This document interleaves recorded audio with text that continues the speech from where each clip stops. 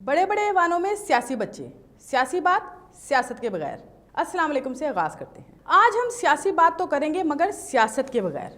اب آپ بھی حیران ہوں گے کہ وہ کیسے؟ خواتین کو ہر معاشرے میں عزت و احترام کی نگاہ سے دیکھا جاتا ہے، اور خاتون ایک ماں بھی ہوتی ہے، اور وہ ماں جو کبھی بھی اپنے بچوں کے معاملے میں کمپرومائز نہیں کرتی۔ لیکن جدید دور کے تقاضے بدل گئے ہیں۔ کچھ خواتین آج کل جو مختلف شعبوں سے وابستہ ہیں اور جابس بھی کرتی ہیں، انہوں نے اپنے شیر خوار بچوں کے لیے ڈے کیئر سینٹر کا انتخاب کیا ہوا ہے۔ لیکن آج بھی سیاسی خواتین نے بچوں کو اپنے سے دور کرنے کو پریفر نہیں کیا، ایوانوں میں کام کرتی رہیں اور بچوں کو بھی ساتھ لاتی رہیں، جو کہ باقی تمام خواتین کے لیے مثال ہے۔ دنیا بھر میں طاقتور ایوانوں میں کئی ایسی خواتین سیاسی رہنما ہیں جو اپنے ممالک میں پہلی خاتون کی حیثیت رکھتی ہیں جو اس طرح سے بچوں کو ساتھ لاتی رہی ہیں، جیسا کہ نیوزی لینڈ کے وزیر اعظم جوسنڈا آرڈرن عالمی سیاستدانوں میں وہ پہلی خاتون رہنما ہیں جنہوں نے اپنے 3 ماہ کے بچے کے ساتھ نیو یارک میں اقوام متحدہ کی جنرل اسمبلی کے اجلاس میں شرکت کی۔ برطانیہ میں دارالعوام کے کسی بھی اجلاس میں پہلی بار اپنے بچوں کو ساتھ لانے والی خاتون رکن جوسو ونسن ہیں، جن کا کہنا ہے کہ وہ پر امید ہے کہ یہ پارلیمان میں جدت پسندی کی جانب ایک پہلا قدم ہے۔ لبرل ڈیموکریٹ کے ڈپٹی رہنما جوسو ونسن پراکسی ووٹنگ پر ہونے والی بحث میں اپنے بیٹے گیبریل کے ساتھ آئیں،